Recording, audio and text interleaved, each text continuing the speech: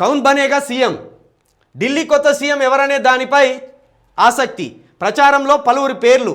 లిస్ట్లో పర్వేష్ వర్మ, విజేందర్ గుప్తా, కైలాస్ గెహట్, మనోజ్ తివారీ, వీరేందర్ సచ్దేవా, బన్సూరి స్వరాజ్, స్మృతి ఇరానీ కూడా. మొత్తానికి 6-7 పోటీ పడుతున్నారు. కానీ ఈ పర్వేష్ వర్మకే ఢిల్లీ కొత్త సీఎంగా అవకాశం దక్కే సూచనలు కనిపిస్తున్నాయి. ఎందుకంటే కేజ్రీవాల్ మీద గెలిచిన అభ్యర్థి పర్వేష్ వర్మ కాబట్టి ఆ కోణంలో తీసుకుంటే మరి ఈయనే ఢిల్లీకి కాబోయే కొత్త సీఎం.